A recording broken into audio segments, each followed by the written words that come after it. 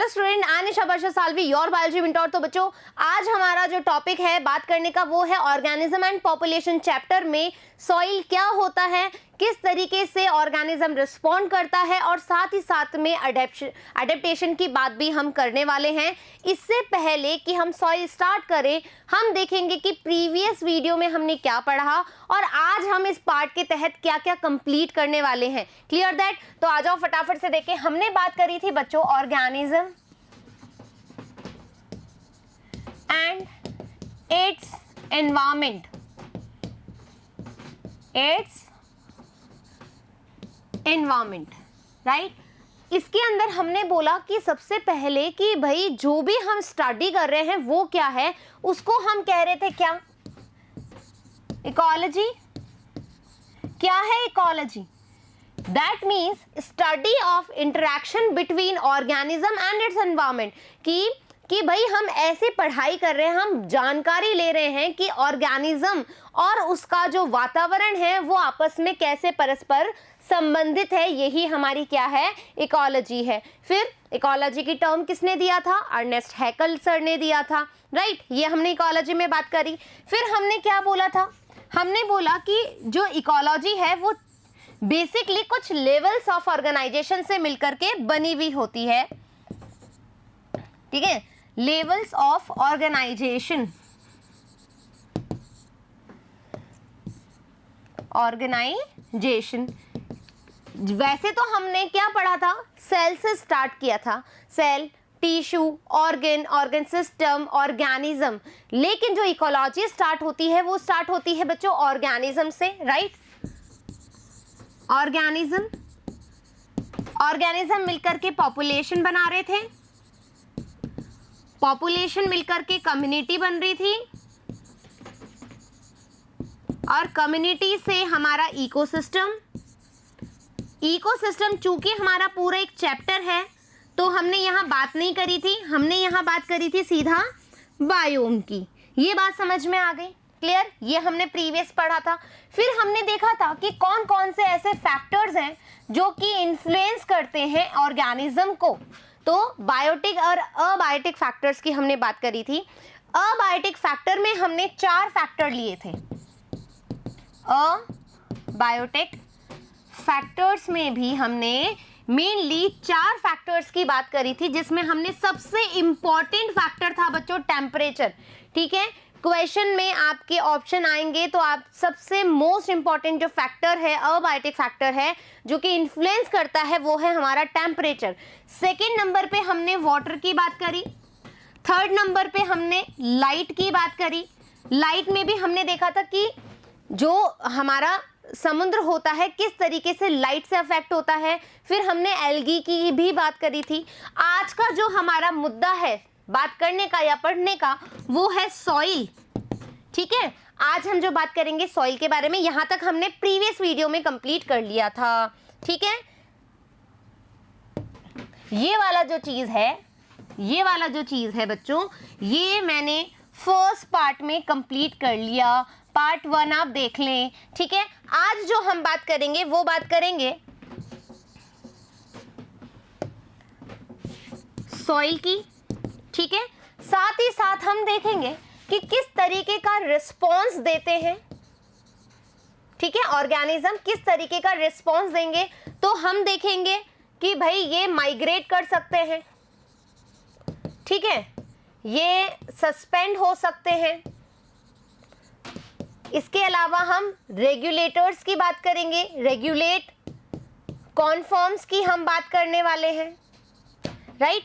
इसके अलावा हम अडेप्टेशन भी देखेंगे, अडेप्टेशन से किस तरीके के चेंजेस आ रहे हैं। इधर बता रही हूं अडेप्टेशन,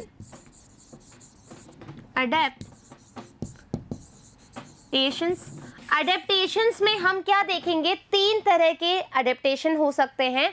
एक हो सकता है हमारा बिहेवियर, एक बिहेवियर के आधार पे, एक हमारा हो सकता है मॉर्फोलॉजी के आधार पे, एक हमारा हो सकता है फिजियोलॉजिकल हमारा चेंजेस। ठीक है, ये 3 एडेप्टेशन हम पढ़ेंगे आज के टॉपिक में। तो हमारा जो आज का टॉपिक रहेगा soil, response and adaptation. Clear that?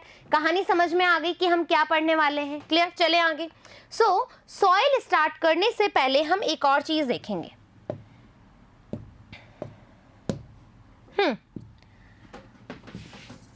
Soil, देखो बच्चों, सॉइल जो है बहुत ही अच्छा एक कैरेक्टर है, बहुत एक अच्छा फीचर है हमारे एनवायरनमेंट का, जो कि ये डिसाइड करती है कि किस तरह का इकोसिस्टम होगा। ये बात हम प्रीवियस वीडियो में कर चुके हैं कि इकोसिस्टम, सॉइल जहाँ पर सॉइल है वो ही ये बताएगी, ये तय करेगी, इतना पार है उसके अंदर कि भाई किस तरह का वेजिटेशन वहाँ पर होगा। सॉइल में बच्चों क्या होता है? सॉइल में अच्छा न्यूट्रिएंट होगा तो अच्छी क्रॉप होगी। यदि सॉइल, हम क्या कह रहे थे, सॉइल बहुत ज़्यादा मॉइस्ट नहीं रखती है, नमी नहीं रखती है, तो वो डेजर्टिफिकेशन में आ जाता है, राइट। तो सॉइल डिसाइड कर रही है ना, बायोम को भी कर रही है, इकोसिस्टम को भी डिसाइड कर रही है। तो सॉइल जो है, यदि आप स्टडी देखेंगे, क्या क्या स्टडी देखेंगे कि किस तरीके से विदरनिंग होती है, विदरनिंग मतलब कि सॉइल जो है कैसे टूट रही है, क्या क्या तरीके हैं जो सॉइल टूट सकती है। फिर हम देखेंगे कि सॉइल के अंदर जो ह्यूमस बन रहा है, ठीक है, ह्यूमस बन रहा है वो कैसे बन रहा है। इसके अलावा कहाँ तक सॉइल में न्यूट्रिएंट है, कहाँ पर सॉइल में न्यूट्रिएंट नहीं है, ये हम बात करेंगे। तो ये एक स्टडी होती है जिसके आधार पर आप बता सकते हो, जैसे मैंने बोला कि नहीं ये वाला जो जोन है वहाँ पर न्यूट्रिएंट नहीं है, कैसे मुझे पता? ठीक है, नहीं इस वाले लेवल तक या इस वाली लेयर तक तो ह्यूमस प्रेजेंट है, कैसे मुझे पता? तो सॉइल की ओवरऑल स्टडी जिसके आधार पर की जाती है उसको हम कहते हैं बच्चों पेडोलॉजी, राइट। इसको हम कहते हैं पेडोलॉजी। इसी पेडोलॉजी में हम बात करते हैं कि किस तरीके से सॉइल बनी है, किस तरीके से ह्यूमिसिफिकेशन हुआ है, और किस तरीके से हम बता सकते हैं कि कौन सी लेयर में न्यूट्रिएंट है, कौन सी लेयर रॉक बेड है। ये सारी की सारी स्टडी हम पेडोलॉजी के आधार पर करते हैं। Is that clear? अब हम यदि सॉइल की लेयर्स के बारे में बात करें तो आ जाओ, ठीक है, हम सॉइल की लेयर्स के और जोन्स के बारे में बात कर रहे हैं। तो सबसे पहले आप देखोगे यहां पर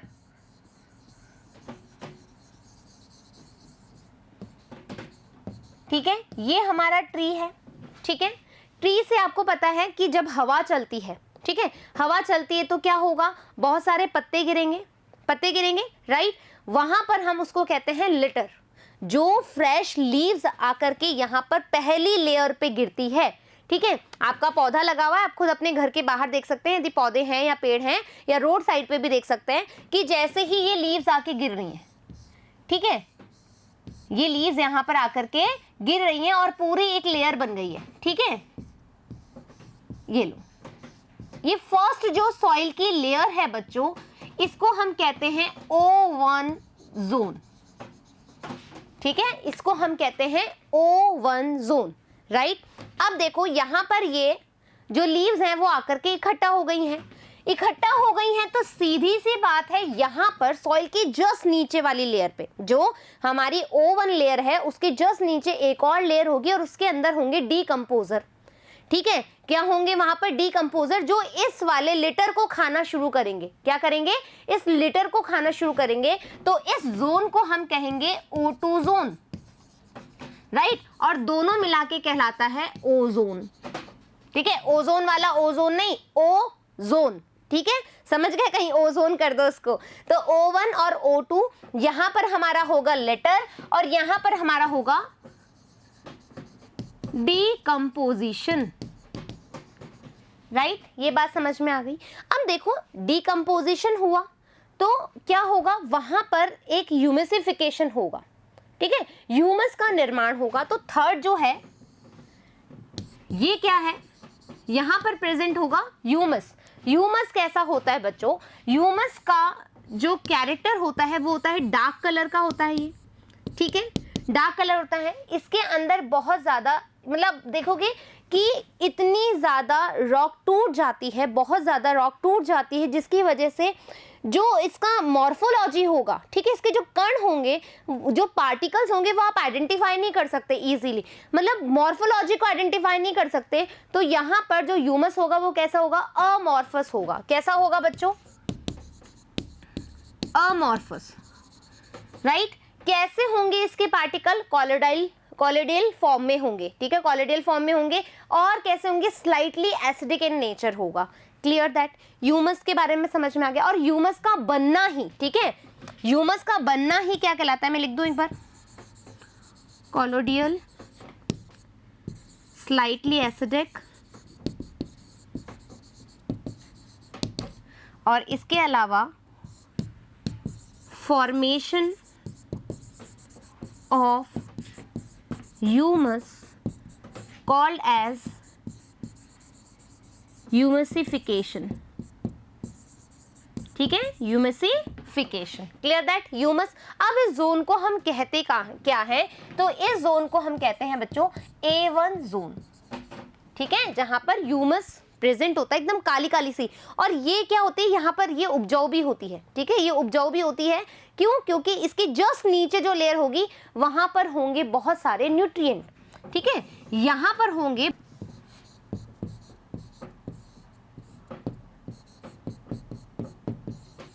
इलुविएशन जोन, ठीक है, ये कहलाता है हमारा A2 जोन, राइट। इसको कंबाइंडली हम ए जोन भी कहते हैं। क्या कहते हैं, कंबाइंडली ए जोन भी कहते हैं। कई बार आप देखोगे डायग्राम में, जब आप सॉइल की लेयर्स के बारे में स्टडी करोगे तो कंबाइंडली ए जोन कहते हैं, ठीक है, जिसमें दोनों को डिफाइन कर देते हैं कि भैया न्यूट्रिटिव वैल्यू है, डार्क इन कलर है, कॉलोइडल फॉर्म है, एमॉर्फस है, एसिडिक इन नेचर है, राइट, और क्या है, ये बहुत ज्यादा हमारी फर्टाइल भी है। क्लियर, तो ये लेयर फर्टाइल भी होती है। क्यों, क्योंकि यहाँ पर न्यूट्रिशन भी होता है, यहाँ ह्यूमस भी होता है। इसके जस्ट लेयर ऊपर देखोगे तो डीकम्पोजिशन भी है, खाद भी बन रही है।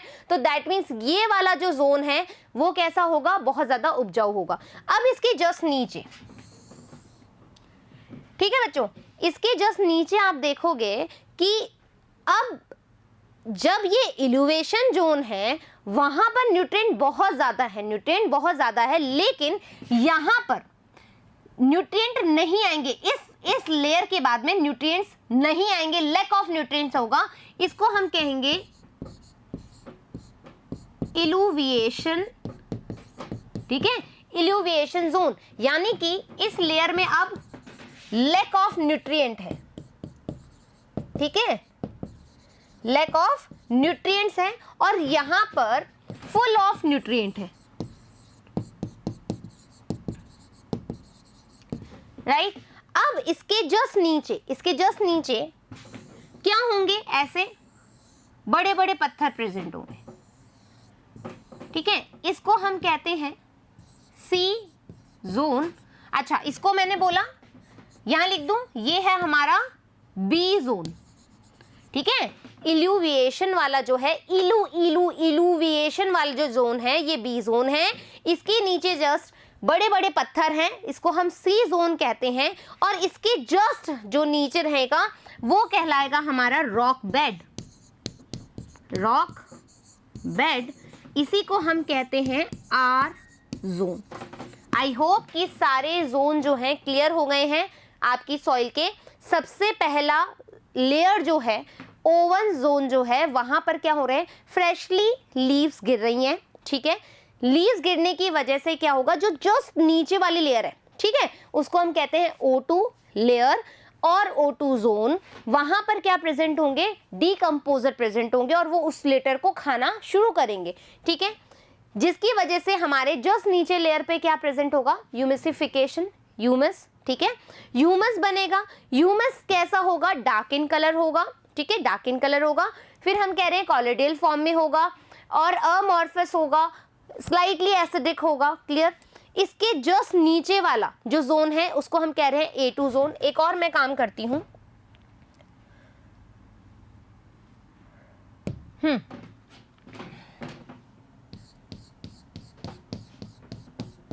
ठीक है, ये वाला जोन है हमारा O1 जोन, ठीक है, और क्लियर हो जाएगा। थोड़ी सी मेहनत है, 2 मिनट की। ये हमारा O2 जोन, ठीक है, O2 जोन, और इनको मिलाकर हमारा O जोन, राइट। फिर हम देख रहे हैं यहां पर ह्यूमस प्रेजेंट है, ये कहलाता है हमारा A1 जोन, ठीक है, A1 जोन, ठीक है, और क्लियर हो जाएगा। फिर हमारा इसके बाद में न्यूट्रिएशन बहुत ज्यादा होगा, इल्यूविएशन जोन, इसको हम कहते हैं A2 जोन, ठीक है, A2 जोन। फिर आप देखोगे यहां पर लैक ऑफ न्यूट्रिशन है, न्यूट्रिशन नहीं है, इल्यूविएशन जोन। इसके बाद में रॉक्स प्रेजेंट है, बड़ी बड़ी रॉक यानी कि बहुत सारे बड़े बड़े पत्थर प्रेजेंट है, सी जोन। यहां पर रॉक बेड है, आर जोन। ये बात समझ में आ गई। तो अब देखो सॉइल का फॉर्मेशन कैसे हुआ, सॉइल का फॉर्मेशन जो हुआ है उसमें हम पढ़ेंगे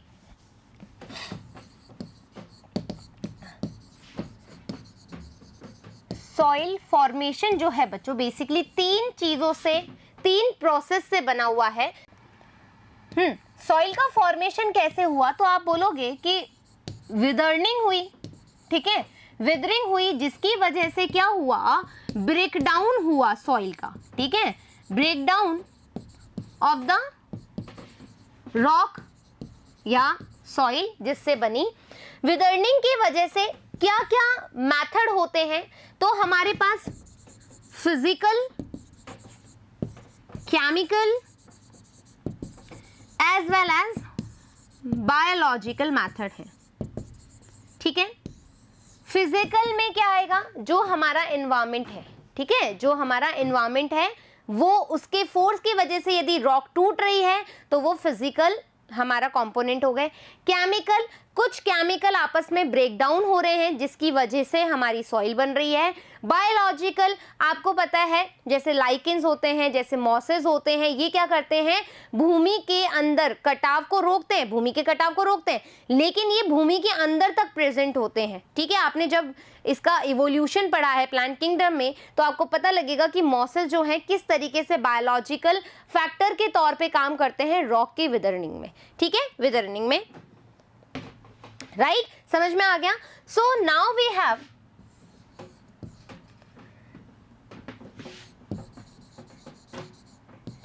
ह्यूमिसिफिकेशन, जिसमें हम बोल रहे हैं ह्यूमस का फॉर्मेशन हुआ, and third one is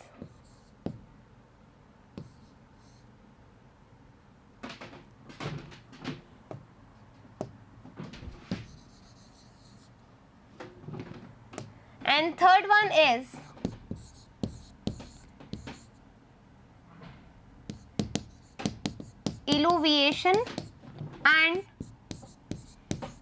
illuviation, right. इसकी वजह से भी हमारी सॉइल का फॉर्मेशन हुआ है। एक मिनट स्पेलिंग चेक कर लूं यहाँ पर, illuviation, clear that, done done everything, चीज समझ में आ जाओ। अब हमारी सॉइल क्या कहती है अब पढ़ लेते हैं। Soil is very important ecological factor, provides water, mineral, nutrient and support to the plant. Plant को support करती है, nutrient provide कराती है, water provide कराती है। Warming 1909 डिवाइडेड प्लांट, जो वार्मिंग करके एक साइंटिस्ट थे, इन्होंने सॉइल के आधार पर प्लांट्स को डिवाइड किया है डिफरेंट टाइप्स में। जैसे कि हम बात करेंगे सबसे पहले हेलोफाइट्स की। हेलोफाइट जहां पर बहुत ज़्यादा सलाइन सॉइल होगी, सॉल्टी सॉइल होगी, वहां पर यदि कोई प्लांट ग्रो कर रहा है तो उसको हम कहेंगे हेलोफाइट्स। फिर हम बात करें ऑक्जेलोफाइट। ऑक्जेलोफाइट में हम बात करते हैं क्या, एसिडिक सॉइल हो, ठीक है, एसिडिक सॉइल के अंदर कोई प्लांट ग्रो कर रहा है तो वो कैसे प्लांट्स होंगे, ऑक्जिलोफाइट। फिर हम बोलेंगे सेमोफाइट। सेमोफाइट्स कैसे हैं बच्चों, यानी कि जो सैंडी सॉइल के अंदर ग्रो करने की कैपेबिलिटी रखते हो, ऐसे प्लांट जो कि सैंडी सॉइल के अंदर ग्रो करने की कैपेबिलिटी रखते हो वो कहलाते हैं सेमोफाइट्स। फिर है हमारे कैस्मोफाइट्स। कैस्मोफाइट्स कैसे हैं बच्चों, जो कि रॉक्स की क्रीविक्स के अंदर प्रेजेंट होते हैं, ठीक है, क्रीविक्स के अंदर प्रेजेंट होते हैं, मतलब रॉक के अंदर आपने देखा कई बार प्लांट निकल जाते हैं बीच बीच में से, ठीक है, इसके छोटे छोटे गैप्स के अंदर से बहुत सारे प्लांट निकल जाते हैं, तो ऐसे प्लांट्स कहलाते हैं हमारे कैस्मोफाइट्स। यदि हम लिथोफाइट्स के बारे में बात करेंगे तो ये प्रेजेंट होते हैं ऑन रॉक्स, रॉक्स के ऊपर, ना कि रॉक्स के बीच में से, रॉक के ऊपर प्रेजेंट है तो ऐसे कहलाते हैं lithophytes.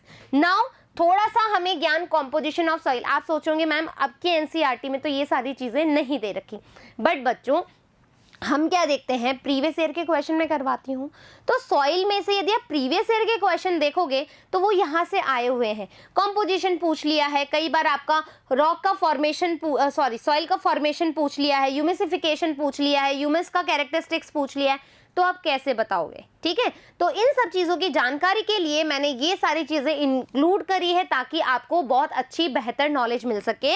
So composition of soil में आप देखोगे कि न्यूट्रिएंट जो है वो 40% होते हैं, ह्यूमस जो है वो 10% होती है, वाटर एंड एयर जो है वो एयर एंड वाटर जो है 25% होती है, और जो फ्लोरा और जो फोना है वो वेरिएबल होते हैं according to the soil. Clear that?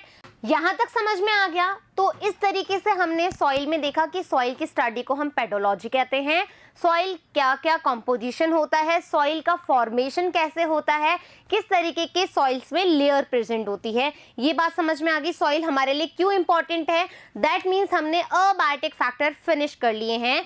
Now we have कि किस तरीके का जो रिस्पॉन्स हमें मिलता है एनवायरमेंट के थ्रू एक पर्टिकुलर ऑर्गेनिज्म का, जिसमें ये ग्राफ बहुत इंपॉर्टेंट है बच्चों, जिसमें हम रेगुलेटर्स, कॉन्फॉर्मर्स, माइग्रेशन, सस्पेंड, ये सारी चीजें पढ़ेंगे, ठीक है। लेकिन जो हमारे ग्राफ है उसमें हमारे पास 3 टर्म्स है बेसिकली, एक है रेगुलेटर्स, एक है हमारे रेगुलेटर्स, दूसरा है कॉन्फॉर्मर्स और तीसरा है हमारा पार्शियल रेगुलेटर्स।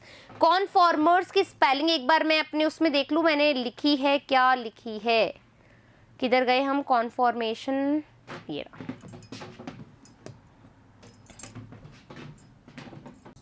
कॉन्फॉर्मर्स, ठीक है, कॉन्फॉर्मर्स। सो अब हमें कैसे पता लगेगा कि ये रेगुलेटर्स हैं, कैसे हमें पता लगेगा ये कॉन्फॉर्मर्स हैं, कैसे हमें पता लगेगा ये पार्शियल रेगुलेटर्स है, क्या मीनिंग है, तो इसको समझने के लिए हम यहाँ देखेंगे। सबसे पहले हम बात कर रहे हैं रेगुलेटर्स की, ठीक है। रेगुलेटर्स का क्या मतलब है, ऐसे ऑर्गेनिज्म जिनके अंदर ऐसी कैपेबिलिटी है जो कि अपना ऑस्मोटिक कॉन्सेंट्रेशन और टेम्परेचर जो टेम्परेचर है उसको कांस्टेंट रख सके। तो दैट मीन्स ऐसे ऑर्गेनिज्म जिनके पास 2 कैपेबिलिटी है, क्या, रेगुलेट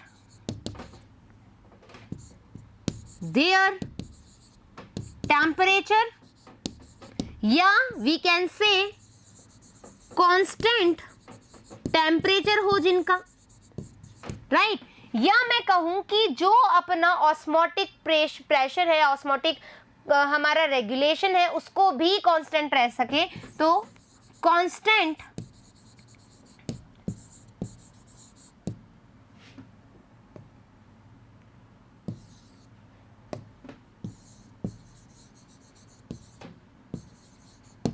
ठीक है, constant osmosis.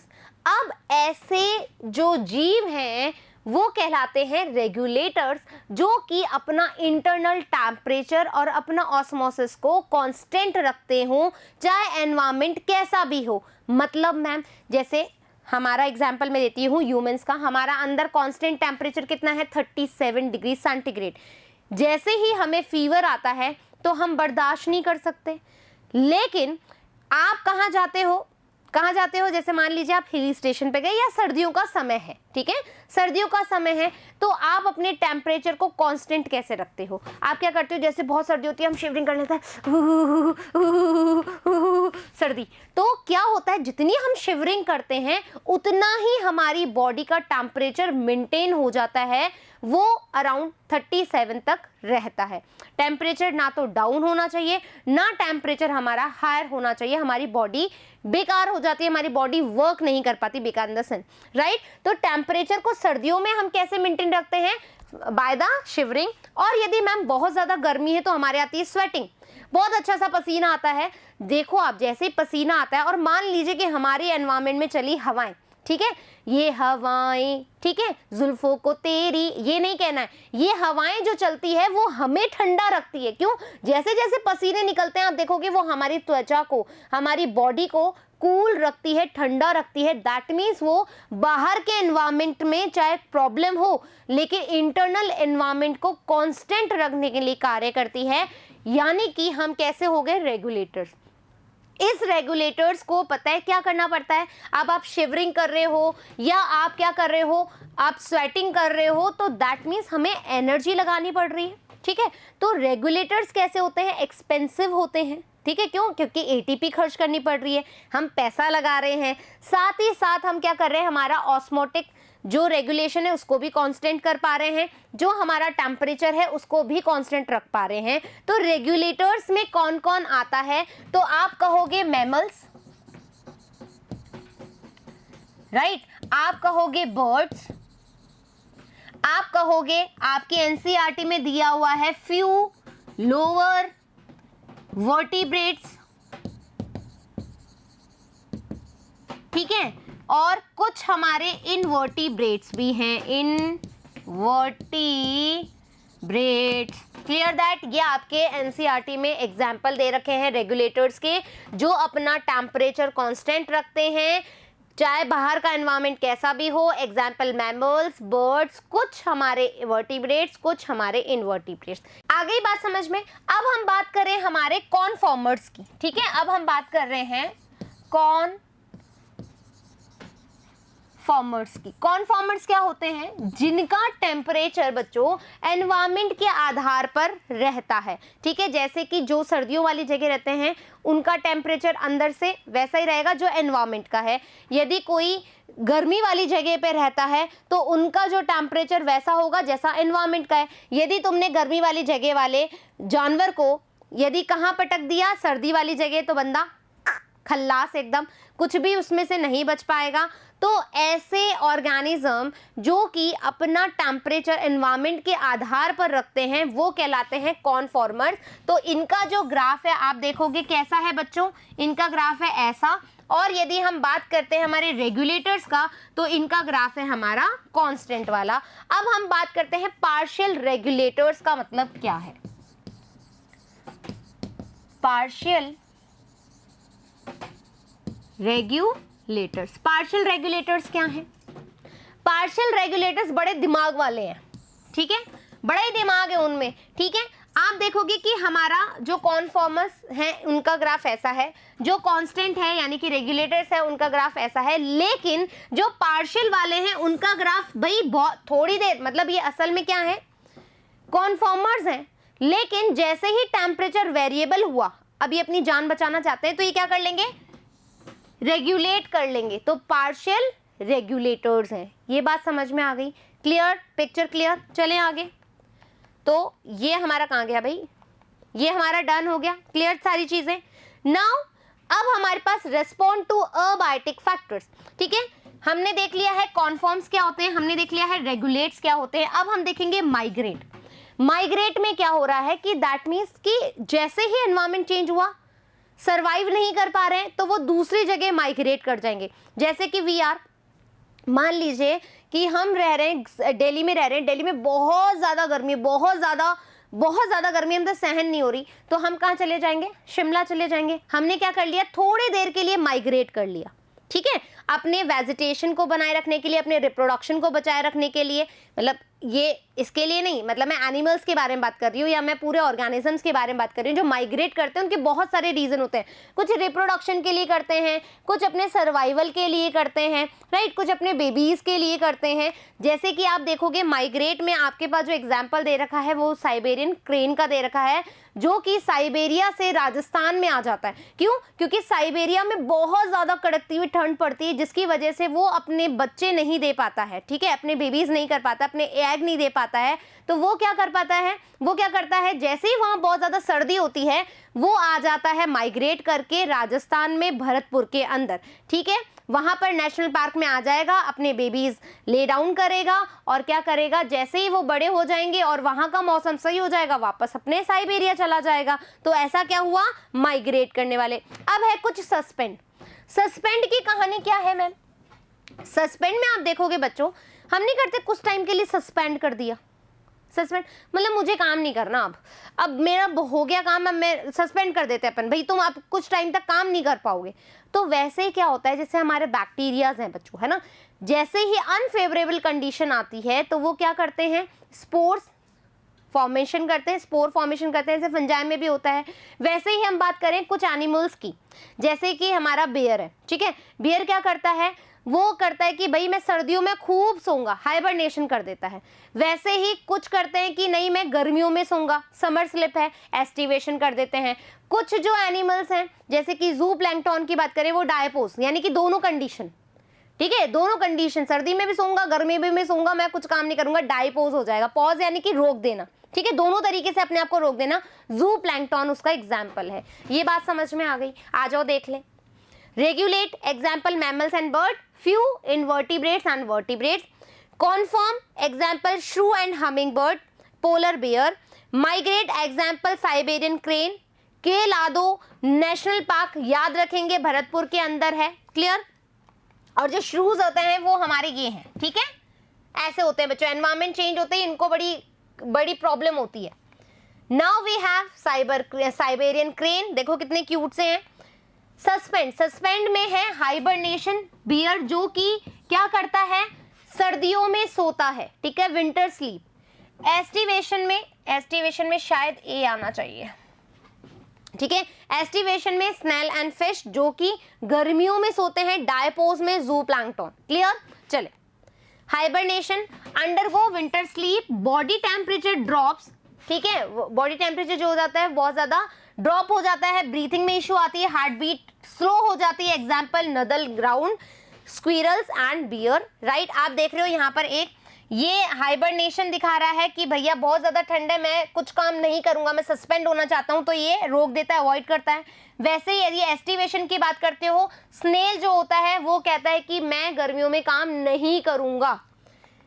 Next, aestivation, avoid heat by spending dry hot period in a tropic state, torpid state into burrows. Torpid state का मतलब क्या होता है, देखो आप स्नेल को देख रहे हो बच्चों, स्नेल क्या करेगा, बाहर ही नहीं आएगा। स्नेल क्या करेगा, बाहर नहीं आएगा, क्योंकि बहुत ज्यादा गर्मी है, वो अपने शेल में रहेगा, चुपके से बाहर नहीं आऊंगा, मैं बिल्कुल बाहर नहीं आऊंगा, मैं अपने स्नेल में रहूंगा। वो अपने स्नेल में घुस जाता है, देखो वो गर्मी में बाहर ही नहीं आ रहा है। हम में से भी कुछ ऐसे लोग होते हैं गर्मियों में बाहर निकलना ही पसंद नहीं करते, एसी की इतनी आदत होती है उन लोगों को। सो एस्टिवेशन के avoid heat by spending dry hot period in a torpid state in burrows, example ground squirrel of south western desert, snail and fish, clear that. चले आगे। Now diapause, a stage of suspended development, that means zooplankton आप देख रहे हो यहाँ पर, ये क्या करते हैं, अंडर अनफेवरेबल कंडीशन में zooplankton species lakes and ponds are known to enter diapause condition में आ जाते हैं, क्लियर। अब अडेप्टेशन हमारा रिस्पॉन्स हो गया, ठीक है। अडेप्टेशन क्या है कि हम किस तरीके से, जब हमारा एनवायरनमेंट इन्फ्लुएंस करता है तो किस तरह का अडेप्टेशन होता है। Adaptation is any attribute the organism, morphological हो सकता है, फिजियोलॉजिकल हो सकता है, बिहेवियरल हो सकता है, that enable that organism to survive and reproduce in its habitat. मतलब रिप्रोडक्शन नहीं कर पाता है, सर्वाइव नहीं कर पा सकता है, तो क्या होना चाहिए, अडेप्टेशन होना चाहिए इस एनवायरनमेंट के आधार पे। तो वी हैव 3 काइंड ऑफ, यहाँ से बच्चों क्वेश्चन आते हैं, सीधा पूछा जाता है, जैसे कि आपको दे दिया क्यूटिकल का फॉर्मेशन है, क्यूटिकल प्रेजेंट है या नहीं है, क्यूटिकल बन रही है नहीं बन रही, किस तरह का चेंजेस है, कौन सा चेंजेस है, तो आप कहोगे क्यूटिकल है, हमने एनाटॉमी में पढ़ी थी, अनाटॉमिकल है, राइट। मॉर्फोलॉजी में मॉर्फोलॉजी चेंज कर रहे हैं, जैसे कि ओपोन्शिया है, वहां पे लीव्स जो लीव्स है वो मॉडिफाइड हो जाएगी, किसके अंदर, स्पाइंस के अंदर, क्लियर, ताकि वो ट्रांसपिरेशन को रोक सके। आई बात समझ में। तो ये मॉडिफिकेशन, जो ये चेंजेस आ रहे हैं वो किस तरह के चेंज है ये भी आपको पता होना चाहिए, जो आपकी इस चैप्टर में एनसीईआरटी में दे रखी है वो मैंने यहाँ लिख दिया है। जैसे आप बात करोगे मॉर्फोलॉजिकल में, तो जैसे कैमल है, कैमल रेगिस्तान में रहते हैं तो उनके जो फीट होते हैं वो कैसे होते हैं, पैडेड फीट होते हैं, ठीक है। फिर leave converted into spine, morphological ही आप पढ़ते हो, मॉर्फोलॉजी में पढ़ते हो, morphological modification. Sunken stomata, sunken stomata क्या होता है, जैसे आप देखोगे स्टोमेटा, नॉर्मल स्टोमेटा ऐसा होता है लीव के सरफेस पे, ठीक है, लेकिन सनकन स्टोमेटा कैसा होता है, इस तरीके से अंदर की तरफ। ये रहा आपका स्टोमेटा। इससे क्या होगा, जो भी डेजर्ट प्लांट होते हैं बेसिकली, या हम बोले जो सक्यूलेंट प्लांट्स होते हैं, वो क्या करते हैं, उसके अंदर सनकन स्टोमेटा प्रेजेंट होता है। सनकन स्टोमेटा क्या करता है बच्चों, ट्रांसपिरेशन को रोकता है, क्योंकि ये अंदर की तरफ, लीफ के अंदर की तरफ प्रेजेंट होता है, तो ये सीधा नहीं आता है, कंडीशन पे नहीं आता है, तो ये क्या करता है, ओपन और क्लोज अपने हिसाब से होता है कि ज्यादा से ज्यादा ट्रांसपिरेशन ना हो सके। Clear that. सनकन स्टोमेटा कैसा है, मॉर्फोलॉजिकल है। फिजियोलॉजिकल, फिजियोलॉजिकल यानी कि अंदर से कुछ चीजें हो रही है, जैसे शिवरिंग हो रही है, स्वेटिंग हो रही है। कैंगेरू rat, kangaroo rat, kangaroo rat बच्चों डेजर्ट में रहता है, इसकी भी बड़ी बहुत ही बुरी हालात में बेचारा कैसे सरवाइव करता है पता है, ये क्योंकि पानी नहीं है, पानी नहीं है तो ये हार्डली शूशू करता है, ठीक है, हार्डली शूशू यानी कि मतलब नो यूरिनेशन, यदि यूरिन आ भी रहा है तो एकदम सॉलिड फेज में करता है, सॉलिड यूरिनेशन करता है ये चूहा, ठीक है। इसको हम कैंगेरू रैट कहते हैं क्योंकि ये कंगारू ऐसे, ये कैंगेरू की तरह ये आगे से यूं यूं करता है ये, ठीक है, कैंगेरू रैट। अब फिर हम बात कर सकते हैं रोहतांग पास। रोहतांग पास में हाई एल्टीट्यूड की बात होती है। देखो आपने देखा है कि कुछ लोगों को जब घुमाने ले जाया जाता है तो वो हाइट पर जाते हैं, जैसे लद्दाख गए लोग है ना, रोहतांग पास गए, तो कुछ लोगों को क्या होता है, ऑक्सीजन की कमी होने लगती है। कि क्यों, जैसे जैसे एटमॉस्फेयर आप हाई एल्टीट्यूड पे जाते हो ऑक्सीजन कम होता जाता है, कम होता जाता है, जिसकी वजह से ऑक्सीजन लेवल आपके बॉडी में घट जाता है। मैम इससे क्या फर्क पड़ता है, इससे ये फर्क पड़ता है बच्चों, नॉर्मल आपकी आरबीसी कितनी होती है, 5 होती है, ठीक है। आप क्या कर रही है, वो कैरी कर रही है हीमोग्लोबिन, ऑक्सीजन को लेकर जा रहा है, आरबीसी उसको कंज्यूम कर रही है, आप नॉर्मल हो। लेकिन जैसे जैसे ऑक्सीजन घटेगी तो आपका हीमोग्लोबिन काम नहीं करेगा, नहीं करेगा, तो क्या होगा, हाई एल्टीट्यूड पर आपकी आरबीसी काउंट कम हो जाती है, जिसकी वजह से आपको कैसा होता है,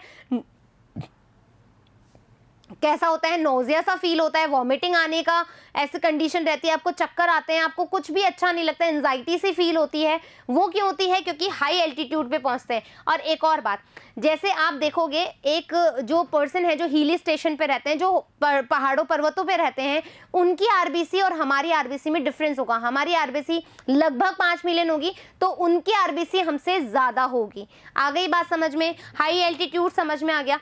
कैम्प साइकिल, कैम्प साइकिल भी क्या है, किसमें पाया जाता है, C4 प्लांट के अंदर पाया जाता है, तो यहाँ पर ये कैसा है, फिजियोलॉजिकल है। क्यूटिकल का होना भी क्या है, फिजियोलॉजिकल चेंजेस है। बिहेवियर मतलब बिहेवियर अपना चेंज करना, आप एनवायरमेंट के आधार पर माइग्रेट कर रहे हो, आप सन की लाइट के आधार पर क्या कर रहे हो, अपना रूटीन बना रहे हो, ये कैसा होता है बिहेवियर में, अपने बिहेवियर चेंज कर लेना।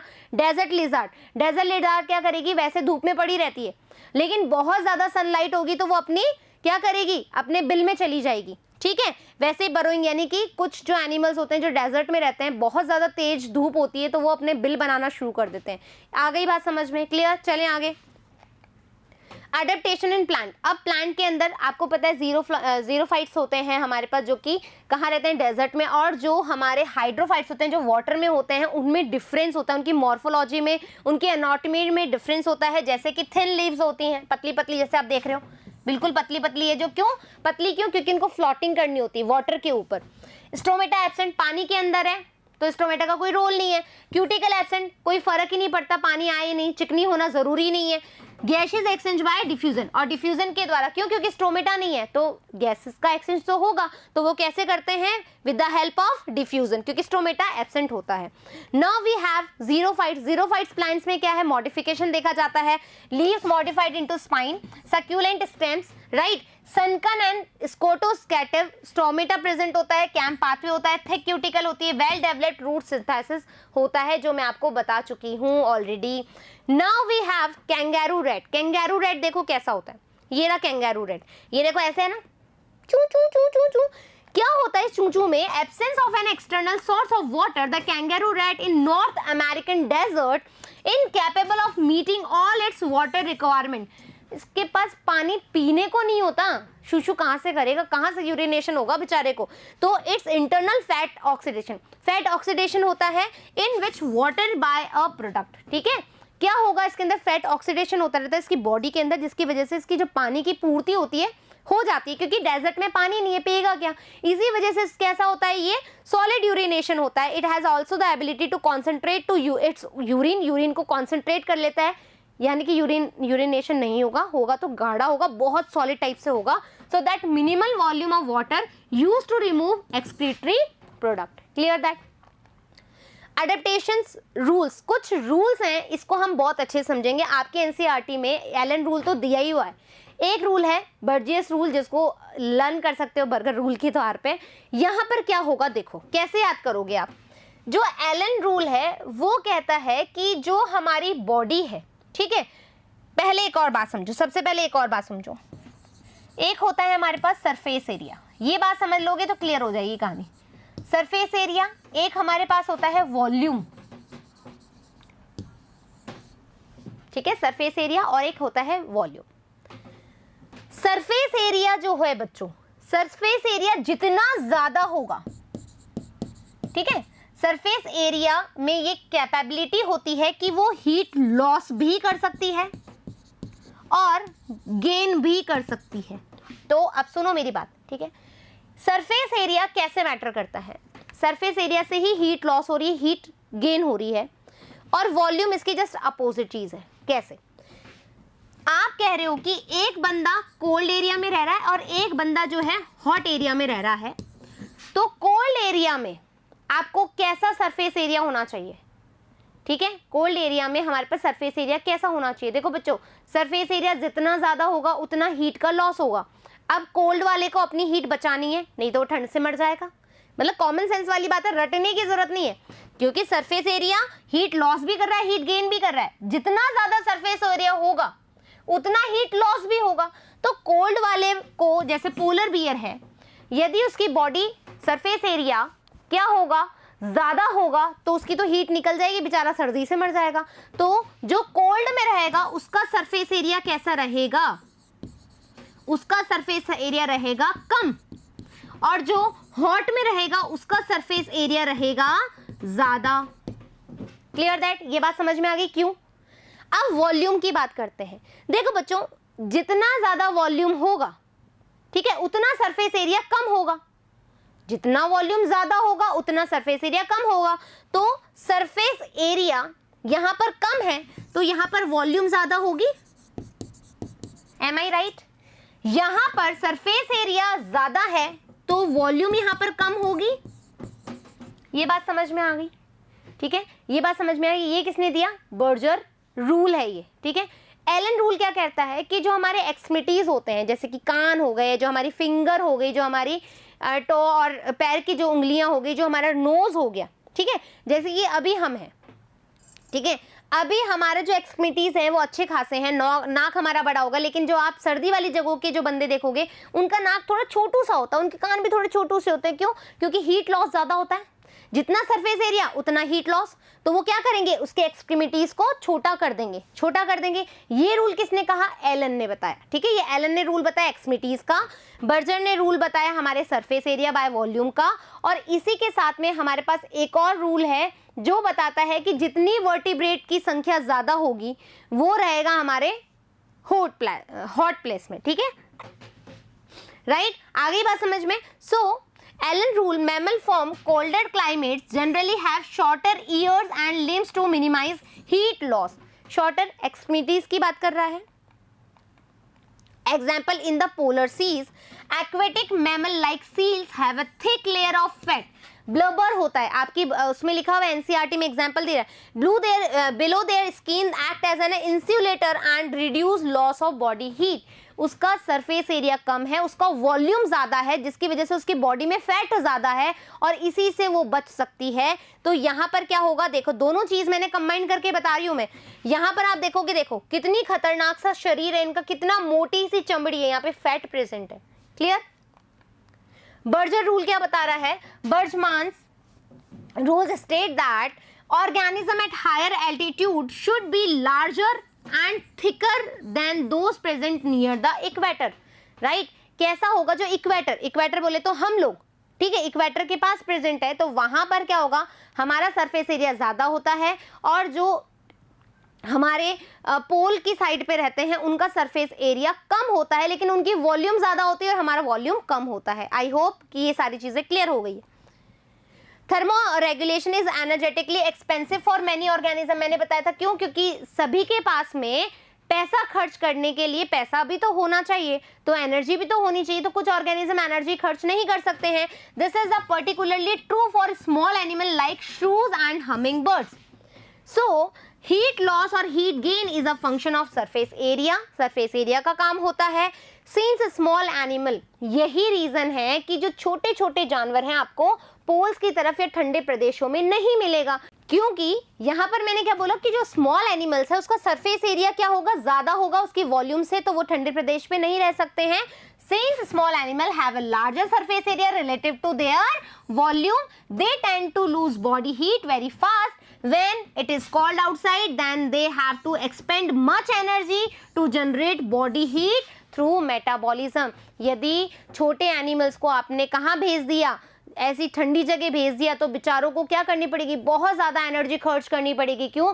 उनका सरफेस एरिया तो ज़्यादा है लेकिन उनकी वॉल्यूम कम है, जिसकी वजह से हीट लॉस ज़्यादा होगा और वो मर जाएंगे ठंड की वजह से। आ गई बात समझ में?